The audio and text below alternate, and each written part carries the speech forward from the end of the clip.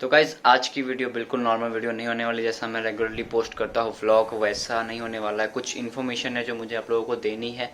I hope आप लोगों के पास 5 से 10 मिनट होंगे मेरी बातें सुनने को। तो गाइज़ देखो, मुझे बात ये करनी है।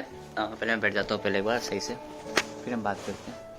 देखो गाइज़, सीधी बात मेरी यही है। फ़िलहाल जो आप लोगों को पता है जो इंडिया में करंटली सिचुएशन क्या चल रही है, उस हिसाब से जो इंडिया के मतलब जो इंडिया में रहते हैं वो लोग उस हिसाब से रिएक्ट नहीं कर रहे हैं। कुछ लोग बहुत सेफ्टी कर रख रहे हैं अपने में, पर कुछ लोग बिल्कुल भी सेफ्टी नहीं रख रहे हैं। चीज़ों को वैसे ही नॉर्मल लिया जा रहा है जैसे पहले थी। कोरोना का फर्स्ट वेव था, वो वेव हम लोगों ने एकदम आराम से निकाल लिया, क्योंकि वो उतना स्ट्रॉन्ग नहीं था। उसके सिम्टम्स क्या थे, मतलब जो भी चीज़ें थी वो पता चल गई थी एट टू एंड तक। उस वेव को निकालने में भी हम लोग थोड़ा सक्षम थे, पर उसके बाद जो हमारे पास 8 महीनों का समय था उसमें हमारी सरकार ने कुछ नहीं किया।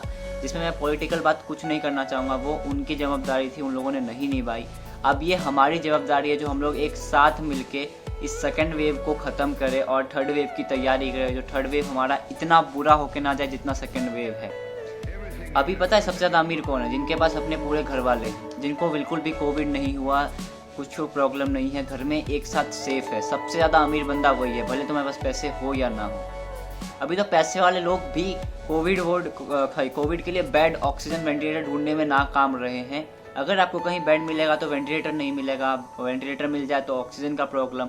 मतलब कहीं ना कहीं प्रॉपर सारी चीज़ें नहीं हैं। और जो बड़ी बड़ी हॉस्पिटल है वो तो आपको पता ही है, कुछ रिजर्व्स है और कुछ तो कोई चांस नहीं है मिलने का। तो गाइस, मेरा कहना ये है, अभी मेरे खुद के पापा को हुआ है तो आई कैन अंडरस्टैंड जो घर में क्या सिचुएशन रहती है, कैसी रहती है। मैं बिल्कुल नहीं चाहूँगा वो चीज़ें किसी को हो, पर जो मेरे फ्रेंड सर्कल में भी हैं, जो कुछ लोग, मुझे नहीं पता एग्जैक्टली, पर जिनसे मैं बात करता हूँ उनमें से भी कुछ लोग बाहर जाते हैं, जो बिल्कुल सही नहीं है खुद के लिए। अगर सबसे पहली और सबसे बड़ी बात यह है, अगर आपके घर में कोई सिगरेट या फिर ड्रिंक करता है रेगुलर बेस या फिर ओकेजनली हो तो सही है, पर रेगुलर बेस करता है तो उनका सबसे ज़्यादा ख्याल रखो कि उनको सबसे बड़ी प्रॉब्लम होगी अगर घर में हो गया तो किसी को। और मानो आज हम लोग सब एक साथ हैं, हम लोग में से कोई एक जन बाहर गया, मानो उसको माइल्ड कोरोना भी हो गया थोड़ा सा, पर माइल्ड कोरोना भी हो गया तो हमको ऐसे अचानक से पता तो नहीं चल जाएगा जो हमको कोविड है तो हमको सेफ रहना है वगैरह वगैरह।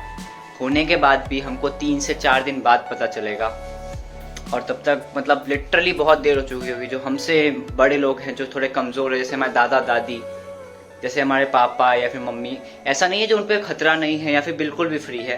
हम पे भी खतरा है, उन पे भी खतरा है, हर एक इंसान पे खतरा है। पर शायद हम लोगों की इम्यूनिटी इतनी अच्छी होगी, हम लोग उस चीज़ को सर्वाइव करके आगे निकल जाएंगे। हमारे पेरेंट्स पे नहीं होगी, किसी की होगी, हमारे दादा दादी की तो बिल्कुल नहीं हो सकती, क्योंकि आज के ज़माने में एक भी प्रॉब्लम ना हो ऐसा तो हो नहीं सकता। तो मेरे कहने का मतलब ये है, अगर आप बाहर गए कहीं से और आपको कोरोना हुआ भी तो आपको 4-5 दिन बाद पता चलेगा वो चीज़, और वो चीज़ आपके घर वालों के लिए बहुत डेंजरफुल होगी। तो गाइज, जो भी मुझे सुन रहे हैं, मुझे देखते हैं, मेरी इतनी बात मानो, एक भाई दोस्त जो मानना वो चीज़ होने के नाते मैं तुम्हें यही कहना चाहूँगा, जो जितना हो सके घर में रहो। फाइनेंशियल क्राइसिस आएगी, समझ सकते हैं, पर इस साल ये सिचुएशन कैसे भी करके निकाल लोगे तो आगे जाके साथ में रह के तुमको जो अचीव करना है तुम्हारे घर वालों की नज़र के सामने वो चीज़ कर पाओगे। अगर तुम्हारी वजह से किसी को हुआ तो तुम वो दिल में दर्द लेके कभी नहीं जी पाओगे। फिर तुम बस यही चीज़ें सोचते रह जाओगे, जो मेरी कोशिश बेकार रही, मैं बचा नहीं पाया, मेरी वजह से सभी हो गया।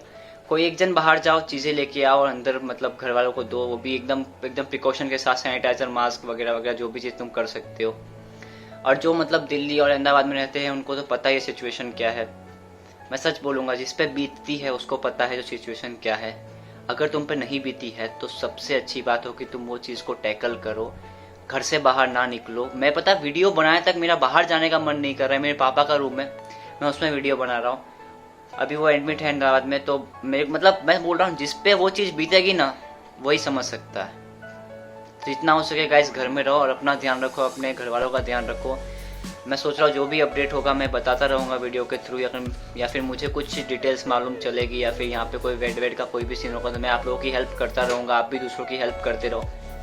अब इंडिया वालों को एक साथ मिलकर सब कुछ करना पड़ेगा, क्योंकि गवर्नमेंट ने तो कर लिया 8 महीने में उनको जो करना था। अब जो भी है हम और आप हैं, तो ऑल द बेस्ट। और किसी को कुछ हुआ होगा तो मैं दिल से दुआ है वो ठीक होकर वापस आए। Hope for the best.